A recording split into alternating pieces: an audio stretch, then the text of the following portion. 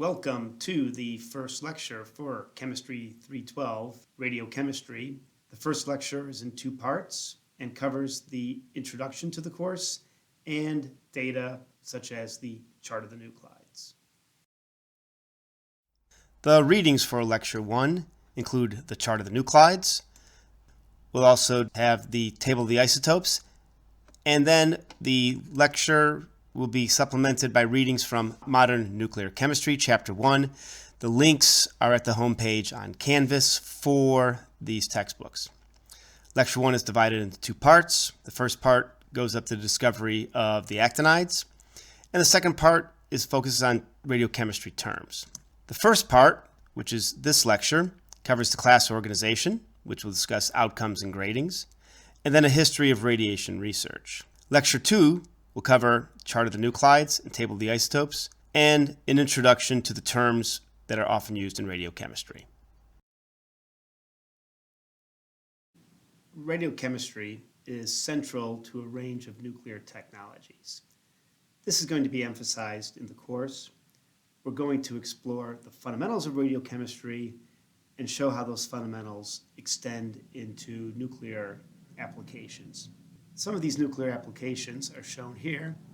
One of importance is the nuclear fuel cycle, where radiochemistry is involved in the uranium source, as well as the production of the uranium fuel. The radiochemistry involved in nuclear reactors will be discussed. For most reactor systems, existing light water reactors using uranium dioxide as fuel, the chemistry is fundamentally confined to the fuel region, whereas in some reactors under exploration, molten salt reactors, chemistry is central to the behavior of these systems. We'll explore radiochemical separations, which greatly leverage radiochemistry, and how these separations involve both the fuel cycle and application of isotopes. We'll talk about radioactive waste forms, how radioactive waste is disposed, and where chemistry and radiochemistry comes into play. We will also discuss nuclear forensics and safeguards. The role of radiochemistry in both these areas is important in the prevention of proliferation.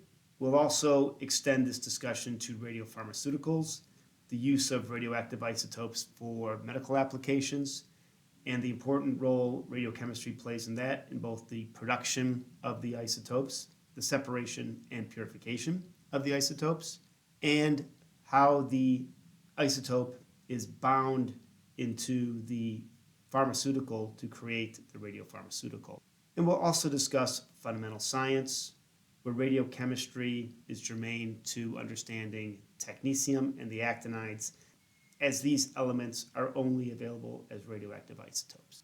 The emphasis of this course is really to interest students in radiochemistry. Ideally, this course will provide a route for research opportunities for students in radiochemistry. This includes the UNLV Radiochemistry program, which is an active PhD-based program, but certainly has opportunities for undergraduate students to perform radiochemistry research in campus laboratories. An example of some ongoing research in the UNLV radiochemistry laboratories is shown here. This solution is an ionic liquid. Uranium hexafluoride has been introduced into the ionic liquid. The uranium undergoes reduction, forming uranium-5 and uranium-4 compounds. Some unique capabilities of the UNLV radiochemistry program allow the studies with uranium hexafluoride.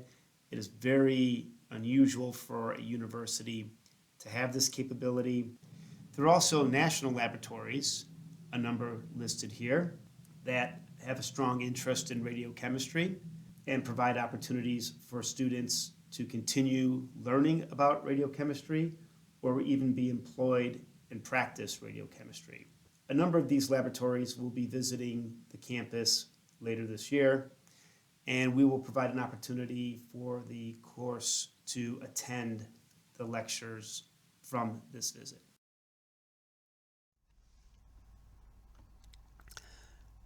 The course includes the physics of radioactive decay and the chemistry of isotopes.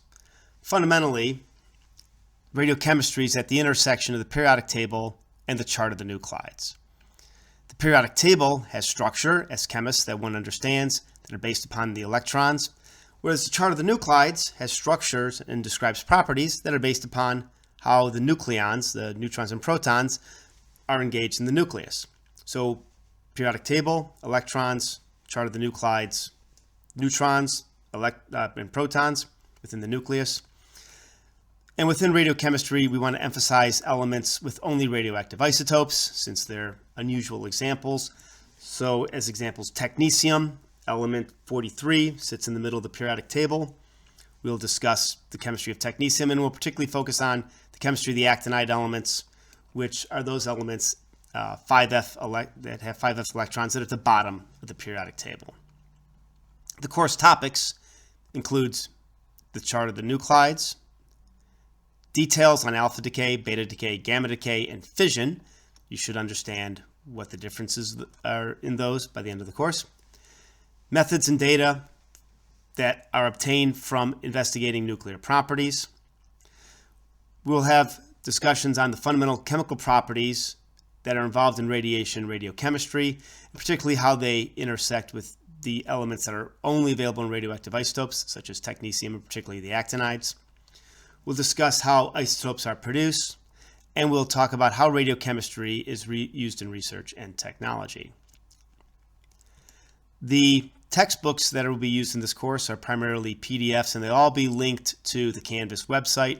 The two textbooks that we'll use include Nuclear and Radiochemistry and Modern Nuclear Chemistry.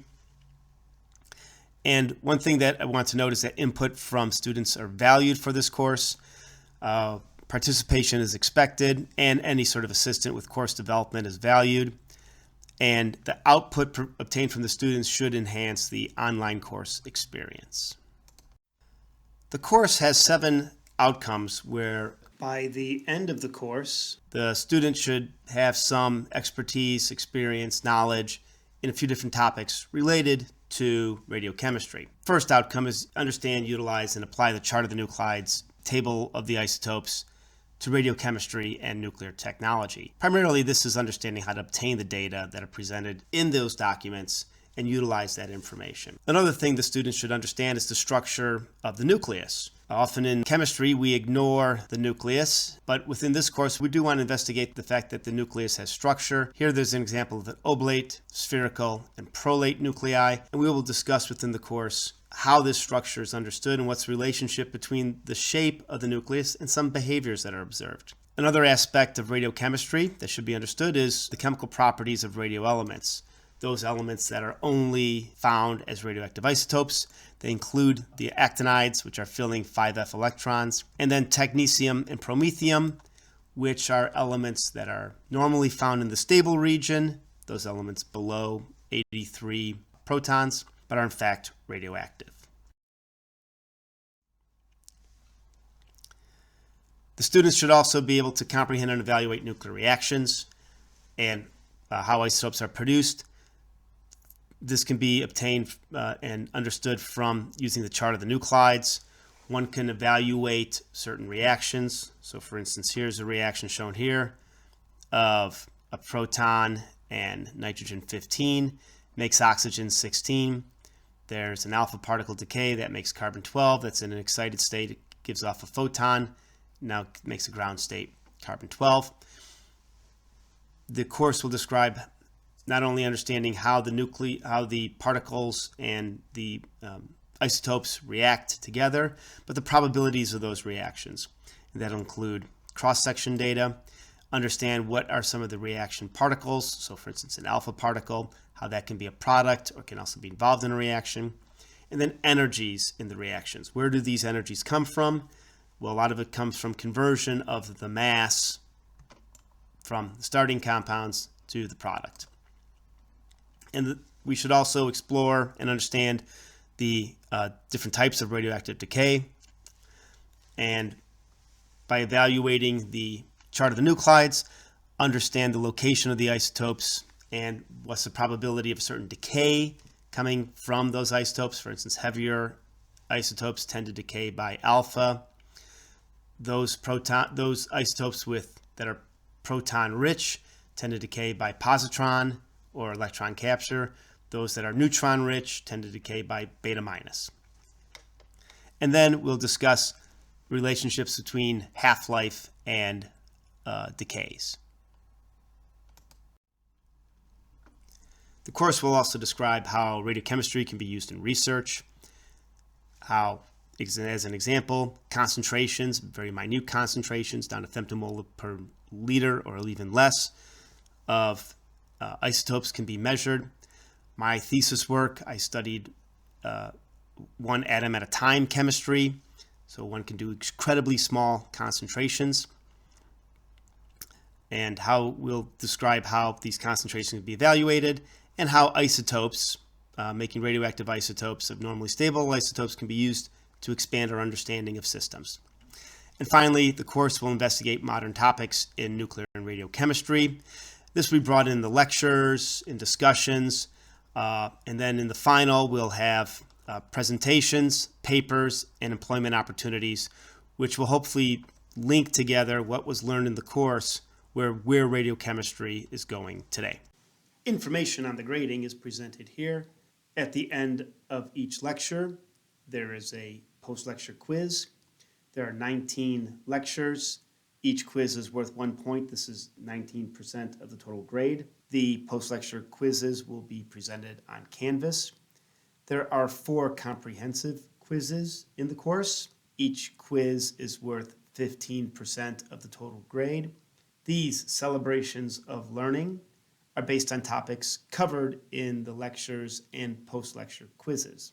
These quizzes are take-home. Their due dates are provided with the quiz. Nominally, 5 days elapse between when the quizzes are issued and their first due date. After the first due date, the answers are posted, and changes can be made to the quiz with a 50% grade for any changes.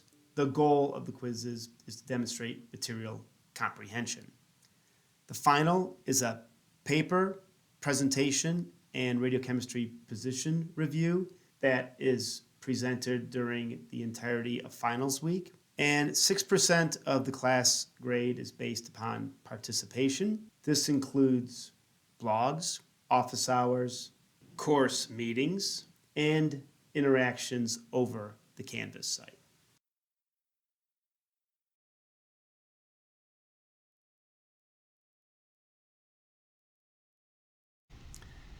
The course agenda is shown here, providing the class number, the dates which the topic is introduced, and the topic title.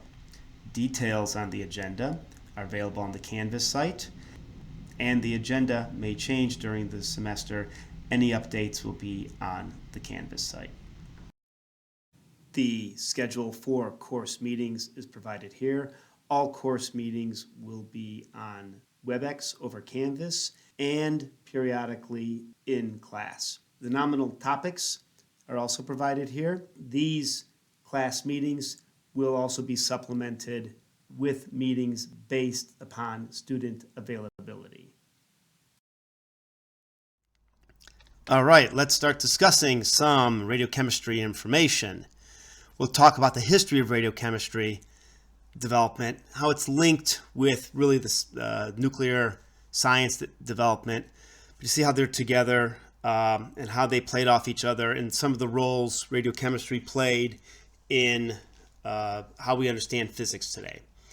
So a little over 100 years ago, in 1896, Becquerel discovered radioactivity.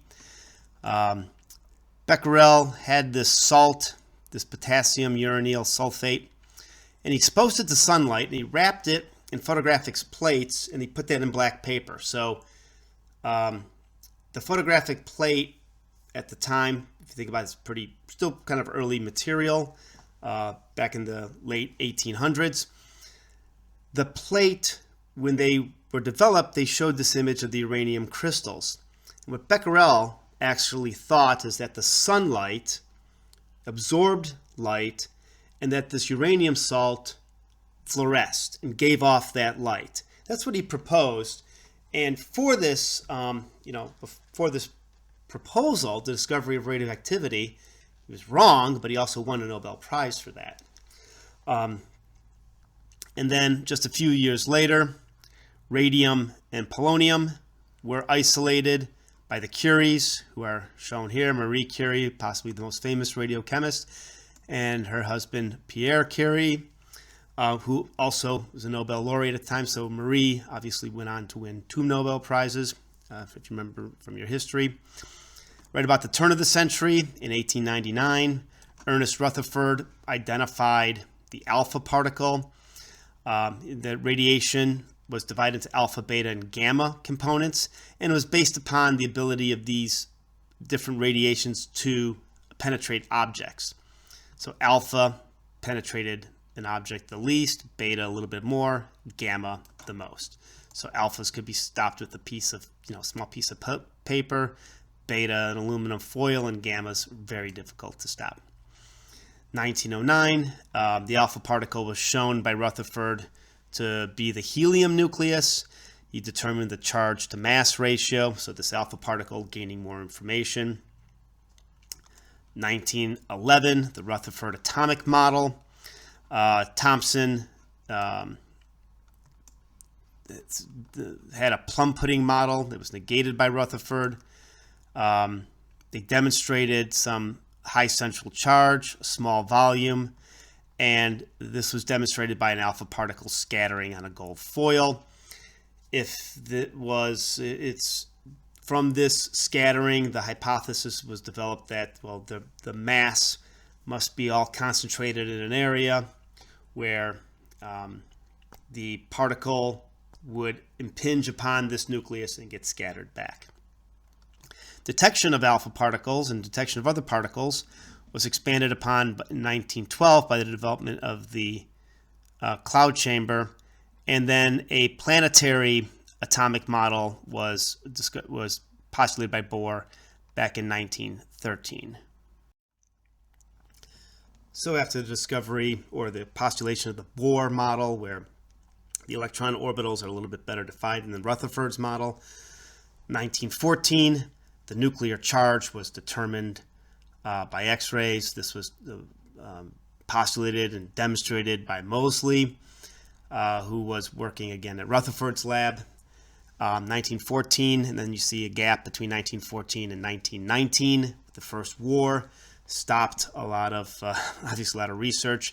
And in fact, Moseley, who was working in Rutherford's lab, could have avoided the war, but wound up getting killed in France, and really was identified as one of the greatest losses of science due to a military conflict. 1919, artificial transmutation by nuclear reactions was observed. Again, Rutherford. He bombarded nitrogen-14 with an alpha particle to make oxygen-17. Well, nitrogen-14 got from the atmosphere, and the alpha particle was from a radioactive source. He just identified that you could have this nuclear reaction occur. Again, so you can see that Rutherford's lab was putting out a lot of great research, great researchers. 1919, mass spectrometer, first development. 1928, the theory of alpha radioactivity by Gamow, which utilized the concept of tunneling through a barrier to describe the decay. 1930, Enrico Fermi proposed the neutrino hypothesis, where there's a massless particle with a spin of 1/2 that was used to explain beta decay. When we discuss beta decay, you'll see the importance of Fermi within understanding beta decay. 1932, the first cyclotron, which is shown here, which you could hold in your hand, was made by Ernest Lawrence at UC Berkeley. As a graduate of the UC Berkeley radiochemistry program, there's a plaque at the chemistry building on campus at UC Berkeley that describes the radiation lab where these experiments were performed. In 1932, the neutron was discovered by Chadwick, and he used some scattering data to calculate the mass. This led to a proton-neutron nuclear model. Again, this is all at the Cavendish Laboratory. 1934, discovery of artificial radioactivity, the Jolets and the Curies. Again, child of Pierre and Marie Curie, getting involved in the same sort of research. 1938, nuclear fission was discovered. So Lisa Meitner, Otto Hahn, Fritz Strassmann discovered nuclear fission, 1938 in Germany. From people that I'd worked with who were on the Manhattan Project, this was actually a very important consideration, that the Germans had this understanding of fission, that they were fundamentally technically advanced in this area prior to the Second World War. But in 1942, Enrico Fermi and others made the first fission reactor at the University of Chicago. It was called the Chicago Pile. 1945 was the Trinity test, where first plutonium device was tested. And then 1947, radiocarbon dating was explored as a way of dating material. So within this period, the artificial radioactivity was a rather large advancement, showed that isotopes that are somewhat different could be formed. And here's an example of a painting from University of Chicago, the first reactor, where it's a air-cooled, graphite-moderated reactor. And then you see the students, the graduate students here, who would be called upon in case the reactor went out of control, where they could help release agents that would control the nuclear reaction. Here's the latest periodic table. I want to call your attention to the heavier elements. That you should notice that there are 118 named elements on the periodic table. Some of the more recent ones include flerovium, livermorium, tennessine, oganesson. The UNLV radiochemistry program was involved in the discovery of tennessine. As a graduate student, I was fortunate enough to work with Glenn Seaborg, who has an element named after him. When academician Flerov, who has element 114 named after him, with the Flerov Institute, visited UC Berkeley. His English wasn't very good. I speak some Russian, so I took him to San Francisco. We went to Chinatown, and I got to hang out with him. That was a very interesting time. Technetium, which is shown here, sits right in the middle of the periodic table, is a radioelement, only available as radioactive isotopes. Promethium, another element that one would think should be stable, is not.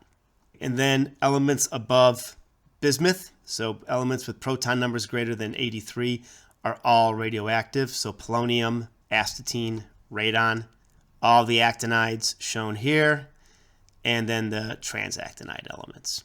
At the University of Washington, one should note that astatine, this element, is produced. Astatine 211 is made at the cyclotron at the University of Washington, and it's used as a radiopharmaceutical.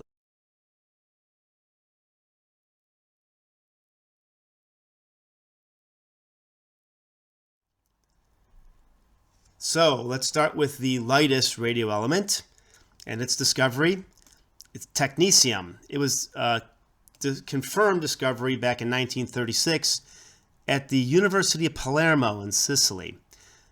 Pierre and Emilio Segre, actually did the separation, but they obtained material from Ernest Lawrence, and he mailed them a molybdenum foil that was used as a cyclotron deflector. So that small cyclotron that Lawrence made had a deflector on it where particles would bombard. So that molybdenum, which is a Z of 42, was getting hit with alpha particles.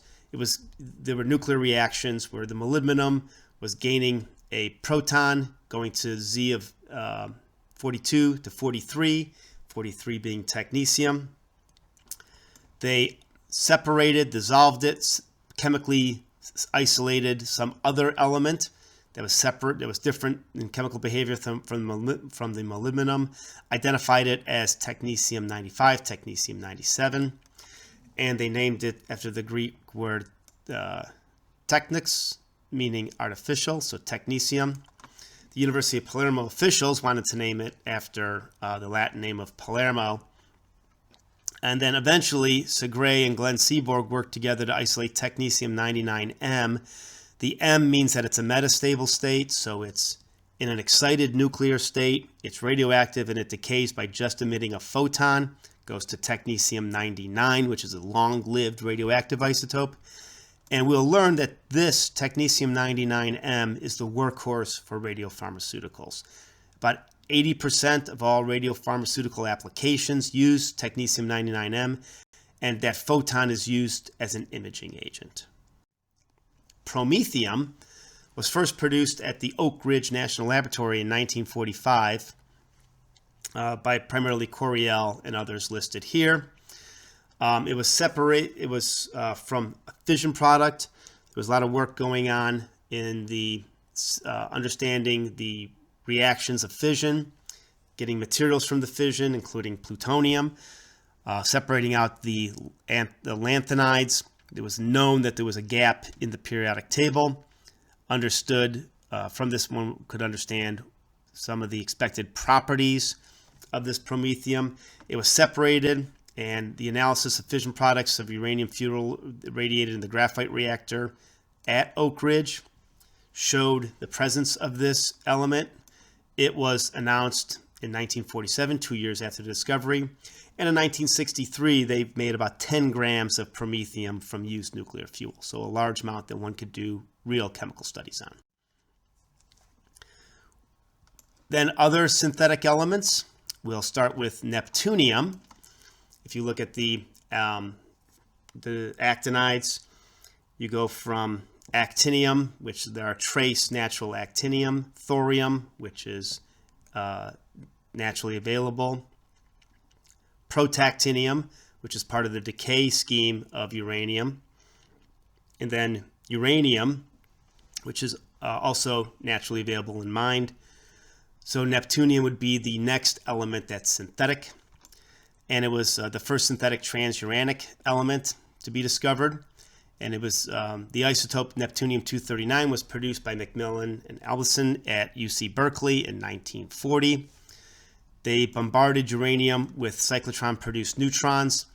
So these neutrons were produced by hitting a particle into a beam stop. So for instance, a piece of carbon, any sort of material, extra neutrons would come out.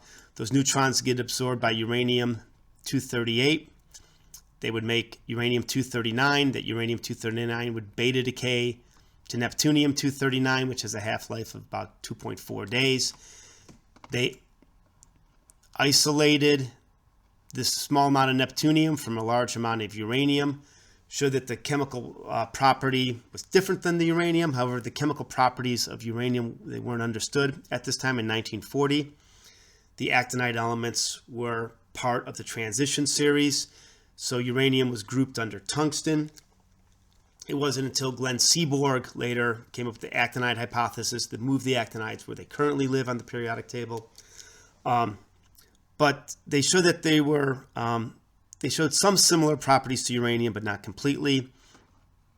Eventually, macroscopic amounts of neptunium-237 were produced with a faster neutron on uranium-238. So a neutron would come in, it would knock out two neutrons, it would make this uranium-237.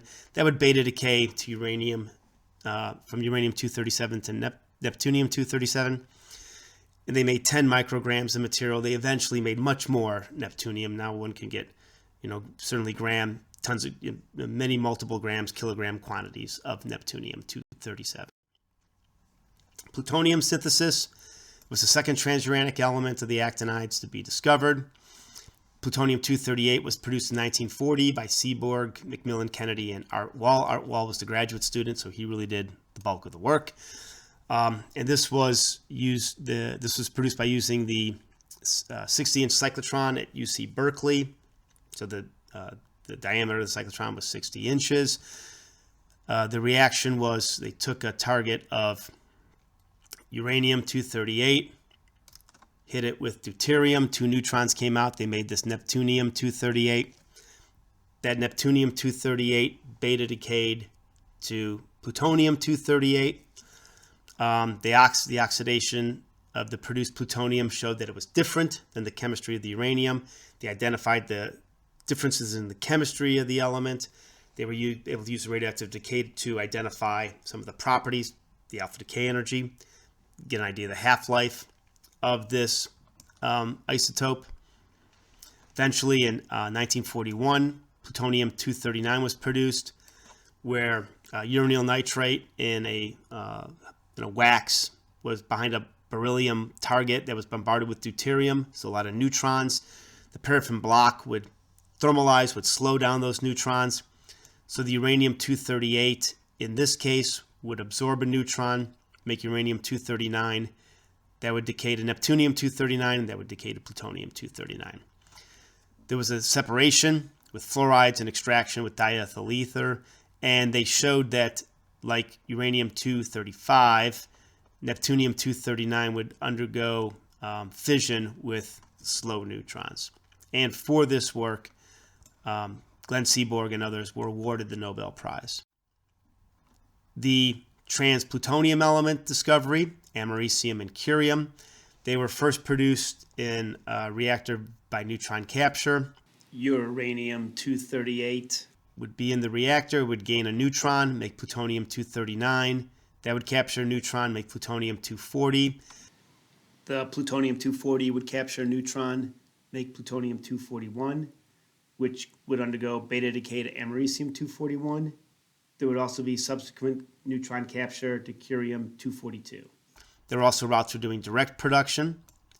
Plutonium-241 would be produced. It would beta decay to this americium-241. And the plutonium-241 was produced by the reaction of uranium-238 plus an alpha particle. And then you could get another sort of direct production by using the same sort of reaction except with plutonium-237. The way we would write a reaction for the production of curium-242 is shown here, where one took plutonium-239, bombarded it with helium, a neutron would come out, and you would make this curium-242. The chemical separation from plutonium was achieved, and the curium-242 decayed to plutonium-238. They understood the energies and the half-life of plutonium-238. If they saw something decay to it, and they knew that that decayed in alpha, you actually had a genetic relationship. So you could clearly identify a produced isotope from something that had an alpha decay. They did show that they had difficulty separating americium and curium from the lanthanide fission products. They all have the same trivalent oxidation state. And on the web page, there's an announcement on the discovery of these elements.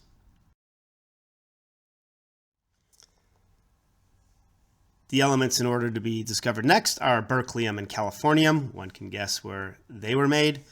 A trend that was established earlier, they required targets of americium and curium.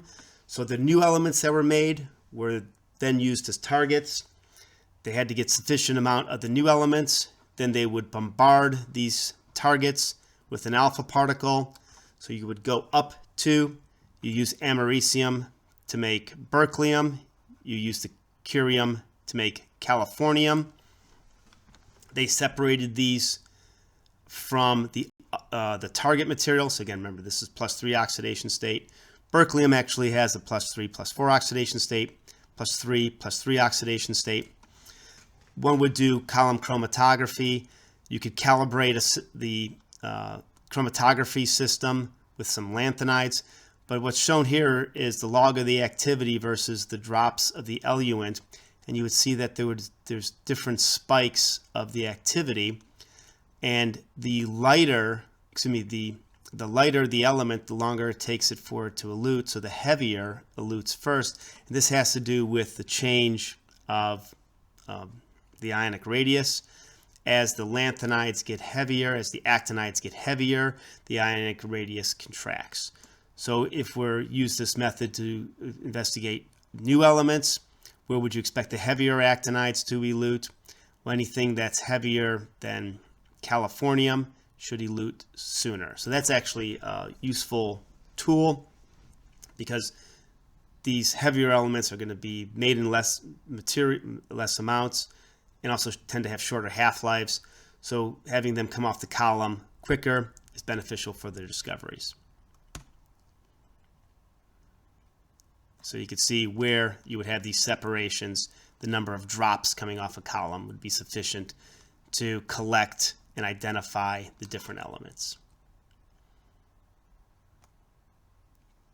That's where the heavier elements you would expect them to be.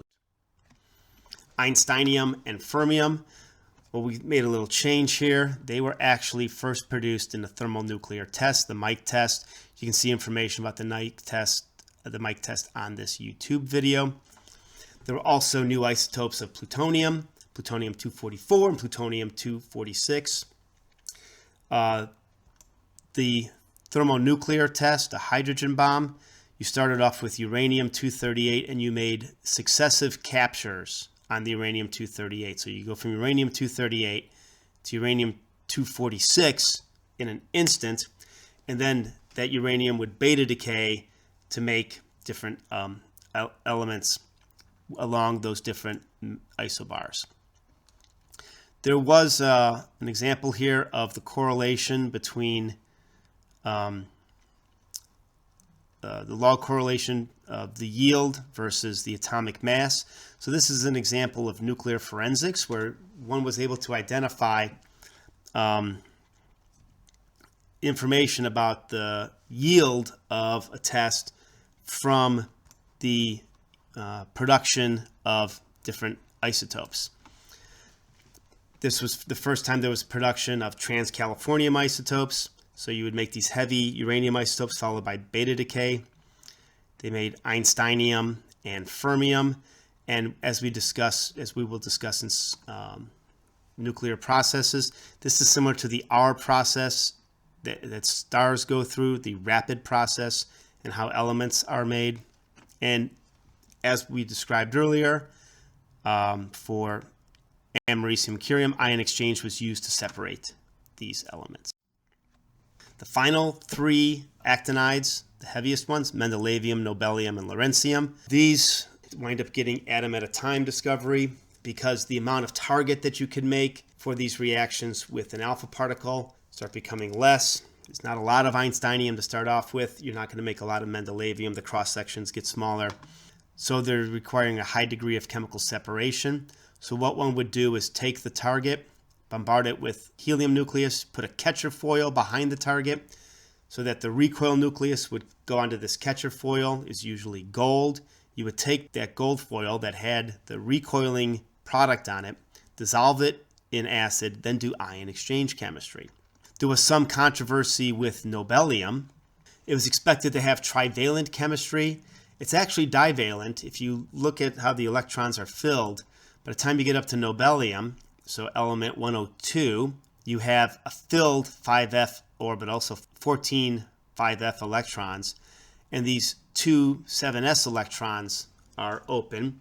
So one could remove those two 7s electrons relatively easily. You have a divalent oxidation state, but trying to remove an electron from a filled f orbital is difficult. So nobelium had this divalent oxidation state. The first attempt cannot be reproduced. The final eventual reaction was shown here, where curium-246 was bombarded with carbon-12, 4 neutrons to make this 254 isotope of nobelium. There was an alpha decay of nobelium. The fermium-250 progeny was identified by its alpha decay, thereby confirming the production of the nobelium-254. I was told by Glenn Seaborg that during this controversy, they knew that the Swedes who were doing the work wanted to name the element after Alfred Nobel. So as a joke, they called it nobelivium. Lawrencium was made from different isotopes of californium bombarded with boron. So stable boron, you get to 10 and 11. And then a new isotope was identified with a 6-second half-life as lawrencium-258.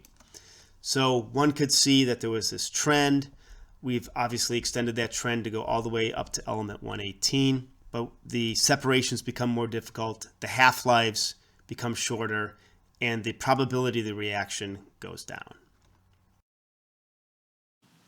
This completes part 1 of lecture 1. Please proceed to part 2 of lecture 1 and comment on the blog and respond to the quiz after completing part 2.